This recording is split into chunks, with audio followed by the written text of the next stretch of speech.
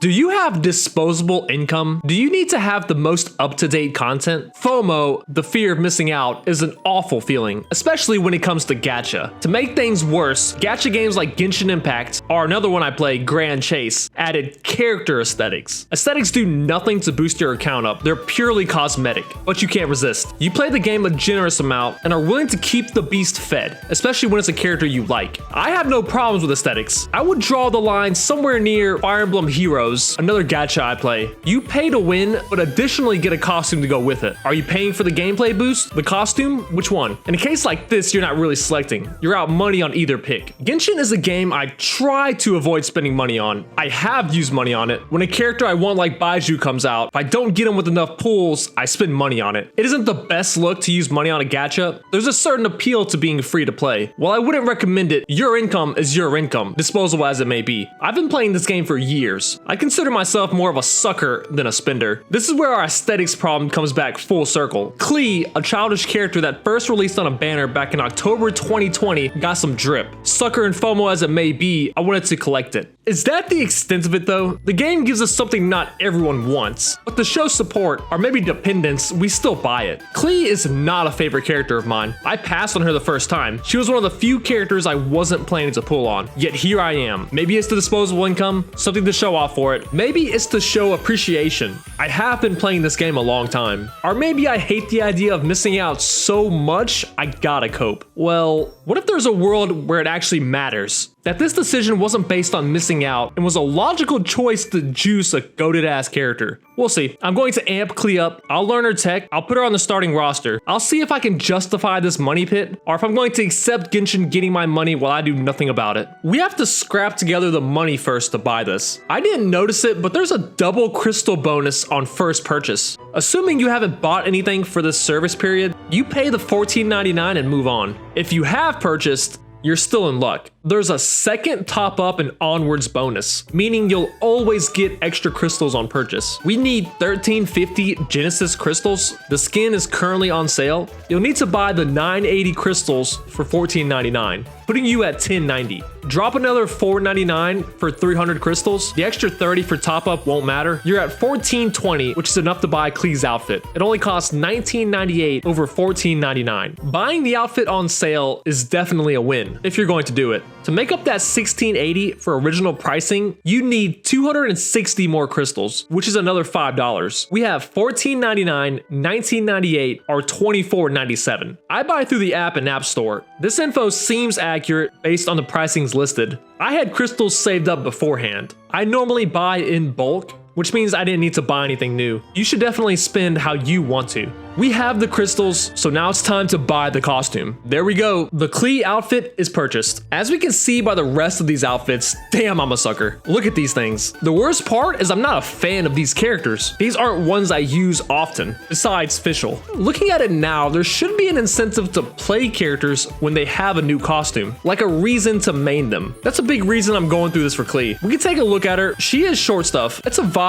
I do get this feeling of if I played Klee a lot, I would want to see her in a new outfit. That'd be one of the main reasons. The problem is I don't play her a lot. I feel like her normal costume is underappreciated for me. It's something along the lines of if I'm qualified enough to judge this skin. I'm reminded of Rosaria. I use her a lot when I can. She has a second skin as well. I've found myself swapping between the two to change things up. I believe that's the limit. You're going to appreciate the characters you played the most. Klee is a DPS character. Looks like she's a bit of a main and sub DPS. Sorting her on a team seems complicated. I wouldn't use her over my other pyro characters. If I did, then I don't know. How would I rate this skin on a normal level? I would have to start with my first issue, the red from red. Lisa and Ningguang change colors in their outfits. Klee just goes from red to red. Colors are vital. My untrained eyes don't see a mountain of difference sometimes. The red is important, I just don't immediately notice it. To me, her hat is the biggest difference. Wizard hats are cool. Pick your poison. I'm going with the sorting hat from Harry Potter. As far as anime gaming, it reminds me of this thought called 9 from BlazBlue. It just makes me wish another character I liked got a costume instead. Looking solely at these screens, I don't use Klee. I wish it was another character. The costume isn't widely different enough from the original to catch my eye that much. That's why we don't stop there. What's the hidden tech behind this costume? What are we missing? The first step to answering that is to level her up. We need to get her built. That way we can use her appropriately, making sure to earn the gameplay time for the costume we just bought. Let's start with leveling her to 90. We've been farming the Pyro Regispine for Everflame seeds. We'll have it here soon. We have to take a detour here for Philanemo mushrooms. We didn't have enough, so we have to farm those.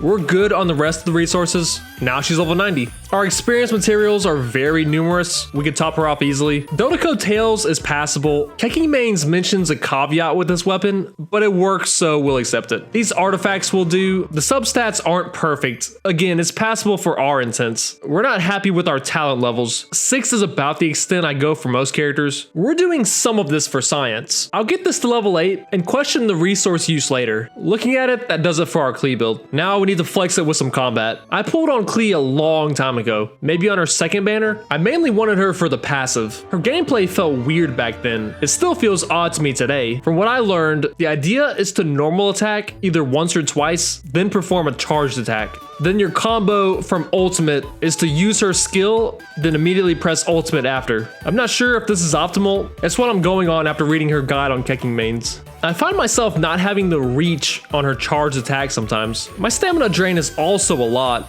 Maybe an issue on my execution. Sometimes enemies also get sent flying. There's some tech she has with juggling. That's not something I'm managing to pick up in a short time. I like easier characters with a less involved gameplay loop. Lately, I've been using Eula, Yelan, and Diluc to do my dailies and weeklies. I can say, compared to them, playing Klee makes me miss casters, or units who use Catalyst. I haven't used one as a main DPS in a while. The non-stop elemental reactions definitely pump some serotonin. I can thank Klee for that. If I'm being more precise, the scenarios I most like playing Klee are against bosses. I ran her against a few. Against the Guardian of Apep's Oasis,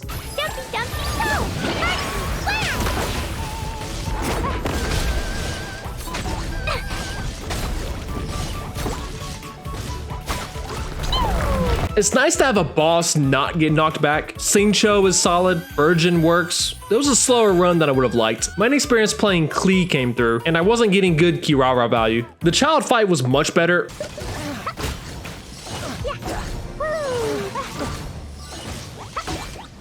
Not bad.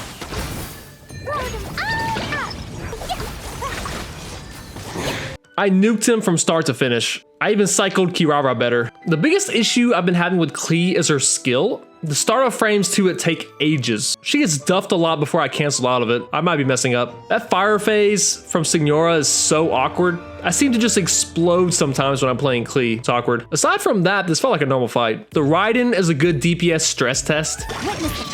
Mind the side effects. Taking a turn for...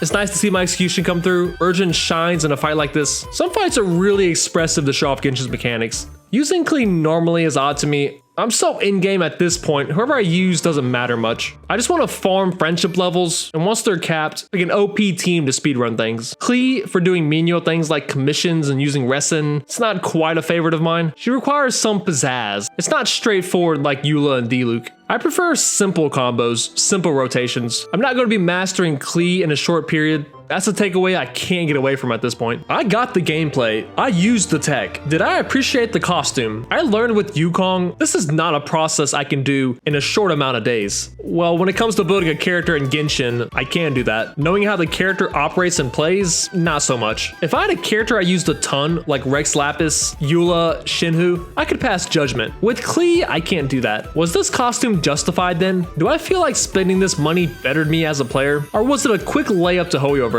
Giving them some money so they'll eventually give us the Rex Lapis skin. At a glance, it was definitely an assist. Easy money for them. I can say I like aesthetics. I'm a sucker for this kind of stuff. I'm not on the Klee vibe. There's definitely smarter uses of my money. I still don't feel empty for having bought this. I would have done so anyways, especially with how infrequent we get skins. If they went full League of Legends with their skin releases, then there'd be some good conversation about outfit purchasing. Klee is a homie. Her tech is cool, complicated but fun. I would have preferred a different character, but I like to see the new new drip and get a chance to use it. I'm hoping this is all set up to give us skins of the current popular characters. There's a lot of potential out there. For now, we settle with Klee. We take what we get and keep on playing.